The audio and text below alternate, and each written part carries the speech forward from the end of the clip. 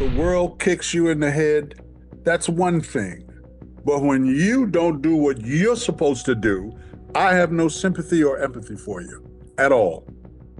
So why would I feel anything for that? That was his fault. He did that to himself. What advice do you give him then? Hey, save your money. If you're gonna get there, save your money and try to do something with it. Don't mess it up like I did. Red Fox was a comedy legend, but when he died, Hollywood turned its back. He was abandoned. Even his own co-star, Demond Wilson, refused to show up at the funeral. And that was it. I did like that. That was the last How are time you going to walk away from $500,000? He said, I already got some people want to produce my show. And behind that silence were secrets that painted a darker picture of Fox's final days. From the massive debt he left behind, to how a man so successful could end up dying broke. This was the tragic downfall of a comedy icon. He never did treat him with the respect that he should have had. Let's dive in. When Sanford Son premiered on NBC back in 1972, it wasn't just another sitcom hitting the airwaves. It was a cultural shift. This was one of the first times American television showcased a black father and son duo at the center of a primetime comedy. And it wasn't just for laughs. The show was hilarious, but it also had heart. At the center was Red Fox, bringing his gritty, streetwise charm to the role of Fred Sanford, a stubborn, sharp-tongued junk dealer living in Watts, Los Angeles. Standing right beside him was Demond Wilson, a relative newcomer to the acting world at the time, playing Lamont Sanford, Fred's loyal yet often exasperated son. Anybody in there? No, don't do that. From the start, their chemistry was undeniable. Fox and Wilson fed off each other's energy so naturally that it made the show an instant hit, quickly turning Sanford Son into a ratings juggernaut for NBC. On screen, they looked like a father and son who, despite bickering constantly, couldn't live without each other. But behind the cameras, the story was far more complicated. What began as a warm, almost brotherly bond between the two slowly unraveled over the years, souring into tension, distance, and eventually estrangement. Fans didn't realize just how bad things had gotten until decades later when Demond Wilson openly spoke about it in an interview. The topic came up when he was asked about Red Fox's financial troubles leading up to his death. The interviewer wanted to know how Wilson felt about the fact that Fox, despite all his fame and money, ended up broke and hounded by debt. Wilson's response shocked a lot of people. Instead of sympathy, he made it clear he didn't feel sorry for Fox at all. First of all, I don't have empathy for people that do things to themselves. If the world kicks you in the head, that's one thing. But when you don't do what you're supposed to do, I have no sympathy or empathy for you at all. According to Wilson, there's a big difference between life-throwing challenges your way and problems you bring on yourself. And in his eyes, Fox's financial ruin was self-inflicted. He explained that Red made plenty of money during his career, enough to live comfortably and secure his future, but he simply refused to take care of his financial responsibilities. Time and time again, Fox ignored paying his taxes, and eventually, the IRS came down on him hard, seizing his assets and leaving him with almost nothing. Every year, Red would file, but he never, ever paid. And they called him down to the IRS offices, and he performed. And then the trucks pulled up, and they took everything. So why would I feel anything for that? That was his fault. He did that to himself. When the conversation shifted to the kind of support Red Fox got from the people around him, Demond Wilson didn't hold back. He flat out called most of Fox's so-called friends and associates sycophants, people who weren't really there for Red, but for his money. According to Wilson, once Fox's fortune started to run dry, those same people who used to crowd around him disappeared overnight. People around him were sycophants. What are they going to say? They're just there for the money. As soon as that went, they went. And the image Wilson painted of Foxx during that time was heartbreaking. The comedy legend sitting outside his home on a box, dressed in just a t-shirt, as the IRS repossessed his belongings one by one. He was sitting out in front of his house on a box in a t-shirt, and the trucks were taking everything away. Wilson recalled that Foxx, in that moment of humiliation, had muttered something along the lines of, "Somebody will help me." And Wilson knew deep down Foxx was talking about him. But when Wilson was asked why he didn't step in, his response came with an anecdote that revealed just how complicated their relationship had become. He went back to the early 80s after Sanford Son was canceled. Foxx tried to recapture that magic with a spin-off called Sanford in 1980 to 1981, but Wilson refused to reprise his role as Lamont. By that time, their bond had already fractured, and they quietly went their separate ways. Years rolled by, and the two had virtually no contact. Then, sometime later, Wilson was approached by a group of producers who wanted to do something special: celebrate Redd Foxx's 50th anniversary in show business. And a couple of producers came to me and they said, "Demand, we want to have a meeting with Redd Foxx. His 50th anniversary in show business is coming up, and we want to produce it." At first, Wilson didn't want any part of it. He hadn't spoken to Foxx in 5 years and wasn't exactly eager to open old wounds. But eventually, he gave in. The producers weren't just talking big, they backed it up with money. They wrote out a $100,000 check right there as a gesture of good faith and promised Foxx another $500,000 if he went through with it. To Wilson, this was a golden opportunity to not only honor Foxx, but also help him get back on his feet financially. I said, "Well, I'm going to tell you something. I haven't spoken to Redd in 5 years." I said, "But if you got," they kept hounding me. I said, "Okay, I'll get in touch with him." I said, "But I got to tell you, this is not going to be a day at the beach."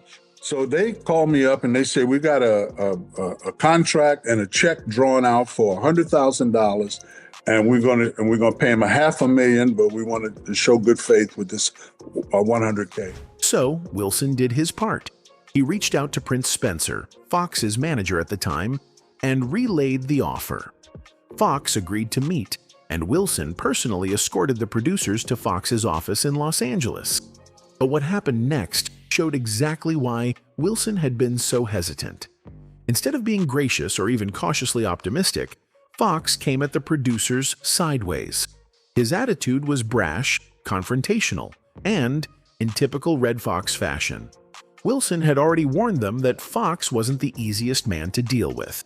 And sure enough, the meeting proved him right. Even with $500,000 sitting on the table, Foxx brushed it off, telling them he already had other offers to produce his own show. I took them over there, and Redd showed his entire arsenal. Not in a nice way. For Wilson, that was the breaking point. He explained that you simply can't help someone who refuses to help themselves, especially someone willing to walk away from $500,000 when they desperately need it. After that, Wilson said he washed his hands of the situation, leaving Foxx to his own choices. And that was it. I did like that. That was the last How time are you going to walk away from $500,000? He said, "I already got some people want to produce my show." Now, one of the most shocking and heartbreaking aspects about Redd Foxx's life wasn't just how he lived, it was how he died. Broke. And this is the part that stunned fans the most. Here was a man who was a true pioneer in comedy, celebrated as the king of the party records, a guy who had spent decades working his way to the top, making millions along the way, only to leave this world with nothing but debt hanging over his name. To put things in perspective, at the height of Sanford Son's success in 1974, Foxx was pulling in $25,000 per episode. If you adjust that for today's money, it's roughly $140,000 per episode. On top of that, he was also entitled to 25% of the producer's net profits. That was unheard of for the time, and it meant serious money was flowing in. Considering the show ran for 135 episodes, Foxx made millions from just that sitcom alone. And remember, that's only one slice of his career. He recorded over 50 comedy albums, many of which were underground classics, and headlined hundreds of nightclub shows around the country. The man was always working. But despite a steady career that spanned from the 1950s all the way into the 1990s, Foxx's finances were a disaster. By the time he died, he was buried under so much debt that his net worth was listed at a negative $3.5 million. Yes, negative.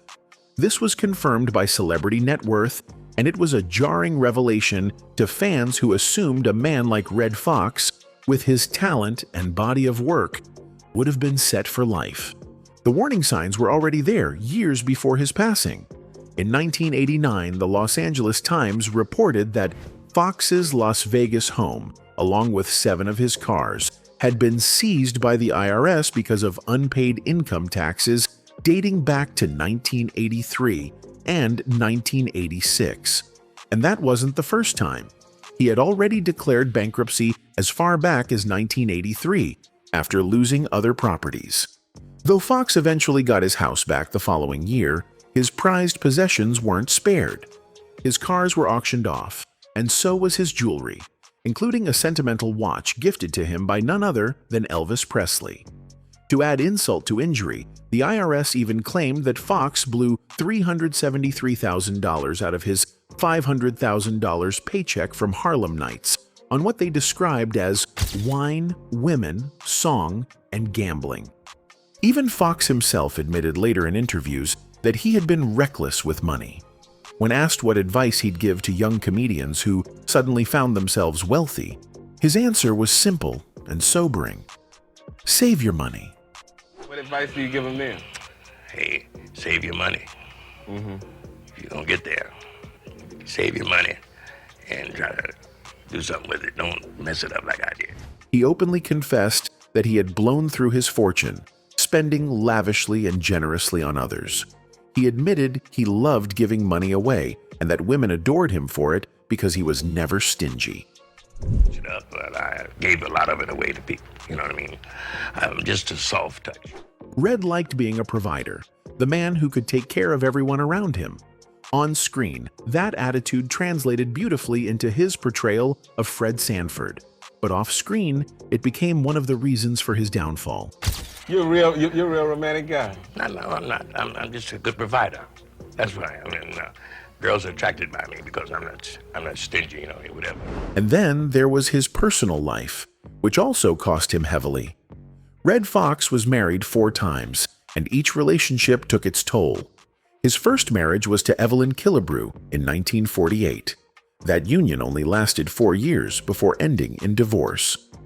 After a 5-year break, he tried again, this time marrying Betty Jean Harris, a showgirl and dancer who happened to be a colleague of LaWanda Page, who would later become famous as Aunt Esther on Sanford Son. Foxx and Harris met while working the same nightclub bill, and soon after, they tied the knot on July 5, 1956. Their marriage seemed solid at first. Harris even gave up her own showbiz career to become a full-time housewife.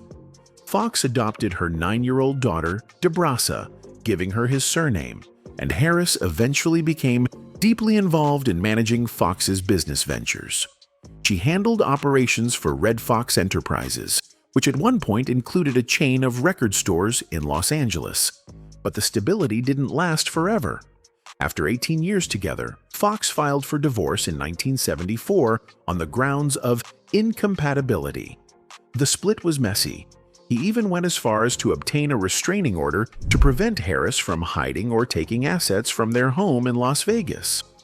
At one point, Harris was ordered to return $110,000 she had removed from their accounts.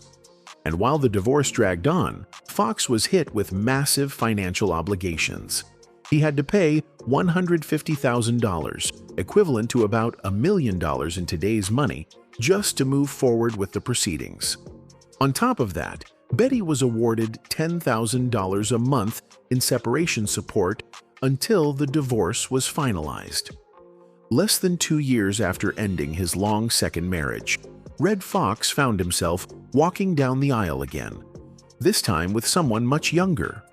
At 54 years old, he married Joey Yoon-chi Chung, a Korean immigrant who had only recently arrived in the United States. The wedding took place on December 31st, 1976, at the Thunderbird Hotel in Las Vegas, a city that had practically become Fox's second home. Joy was about 20 years younger than Red, and their paths crossed while she was working as a cocktail waitress at the Las Vegas Hilton. Foxx was instantly drawn to her charm, and before long, they were a couple. On the surface, it seemed like a fresh start for Red, a chance at new love after the turbulence of his previous marriage. But the relationship quickly proved to be anything but stable. By October 1979, Foxx had already filed for divorce. Joey didn't take it lying down. She filed her own countersuit accusing him of cruelty, which made the whole situation even messier. During the proceedings, Foxx gave an interview to Jet magazine where he sounded completely fed up with the idea of marriage. "I've been married 3 times, and I'm out," he declared.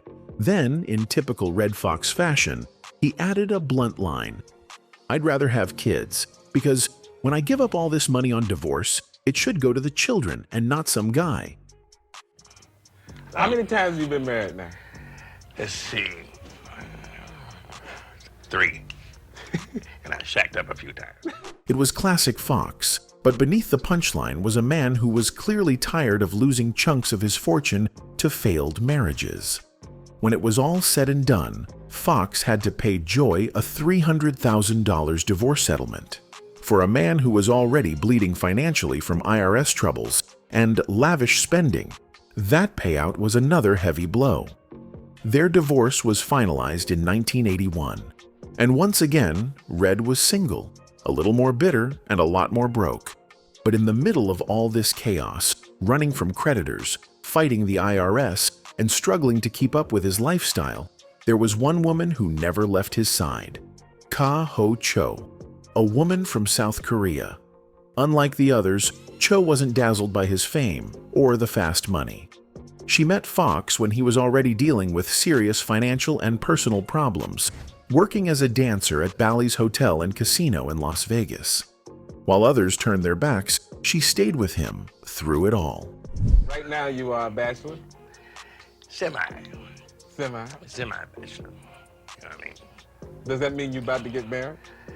No, it don't mean that. Despite loudly swearing off marriage after his 3rd divorce, Foxx shocked everyone when he decided to make Cho his 4th wife. In another candid Jet interview, he explained why. "She saw me with a nickel, and hopefully she will see me with $1.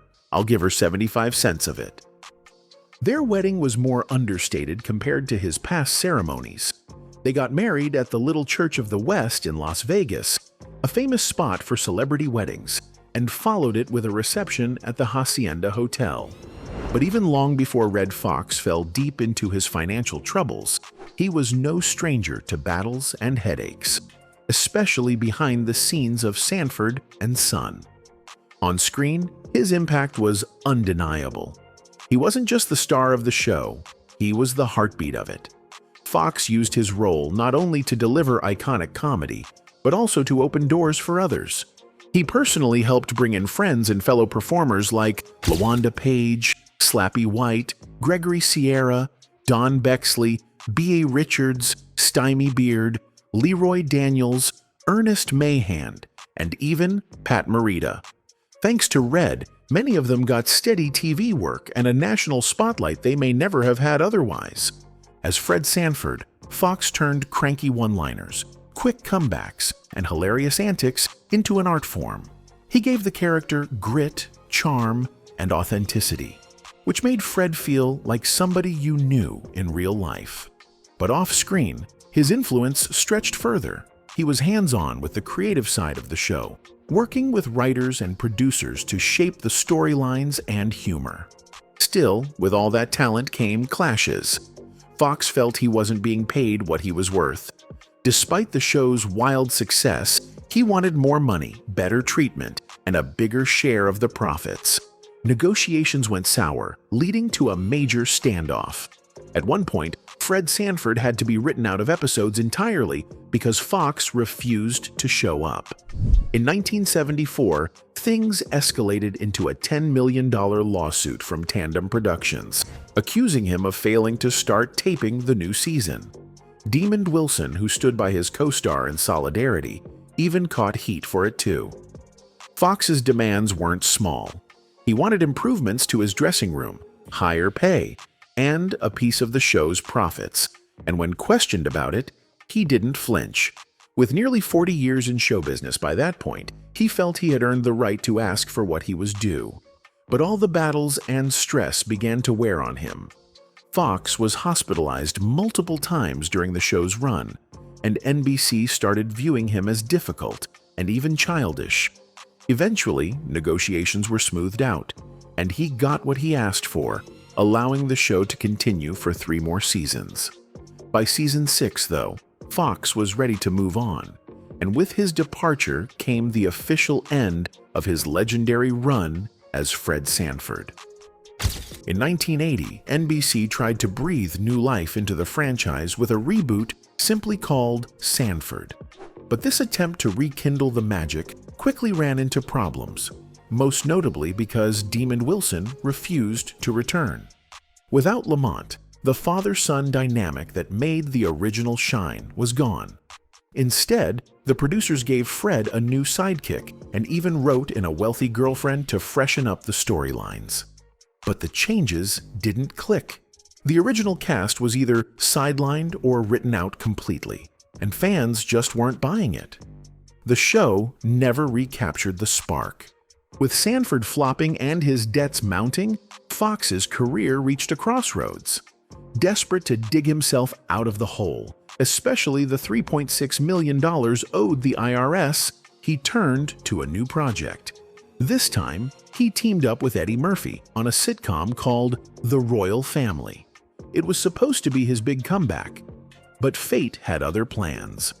On October 11, 1991, while rehearsing on set, Fox collapsed from a heart attack.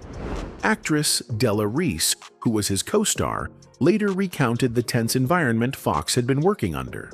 She explained that Fox had been butting heads with one of the producers who had the nerve to try to teach Red how to be funny. Reese called it ridiculous, telling a comedy legend how to deliver jokes. Fox wasn't having it. He clapped back at the producer, basically telling him, "You don't even know funny, so you can't tell me how to be funny." That friction ran between them, and he was always trying to tell Red how to be funny. That is so stupid. And he approached it with, "I'm the producer, one of the producers, and I can tell you how to be funny if I want to." And Red was saying, you don't even know funny, so you can't tell me something you don't even know." Reese said things escalated further one day when Entertainment Tonight showed up to interview Red. During rehearsals, Fox's only role in the scene was to walk by, something anyone could have filled in for while he finished his interview. And so we're rehearsing a scene, and all Red had to do was walk across the back of my chair. We're not shooting, we're rehearsing a scene. And this man says, "Where is Red?" And I said, "He's having an interview with Entertainment Tonight." I said, "But he doesn't have any lines here." But the producer, flexing his authority, interrupted Fox's interview, dragged him to rehearsal, and made him do the walk-on. Red was furious, and right after that, he collapsed to the floor. And when Red gets out there and finds out all he has to do is walk across the back of this that anybody could have done, he becomes livid. At first, nobody thought it was real.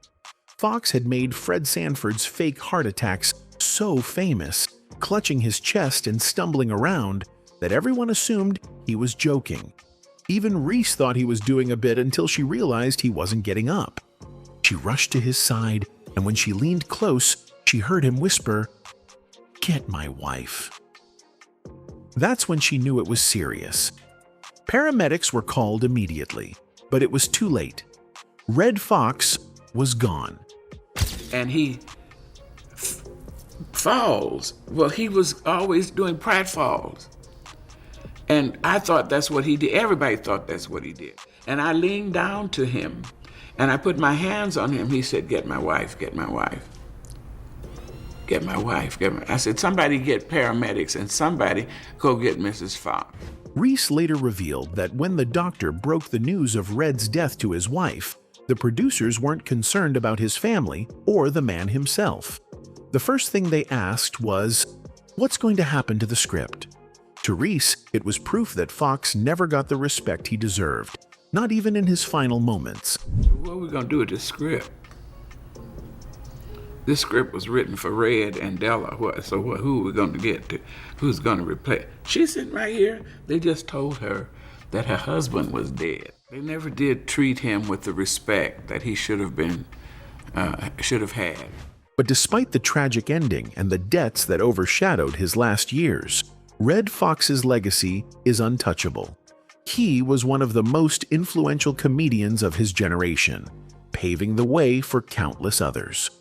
Richard Pryor openly credited him as one of his inspirations, saying Foxx gave him both encouragement and the courage to be unapologetically himself on stage. Chris Rock has also spoken about Fox's influence, even weaving him into an episode of Everybody Hates Chris, where young Chris discovers his comedy through Red's albums. Eddie Murphy went so far as to choose Foxx as part of his stage name in tribute, and Pat Morita often referred to him as a mentor from his nightclub days. Red Foxx may have died broke, but he never died forgotten. His name still carries weight, his jokes still echo, and his influence still shapes comedy today.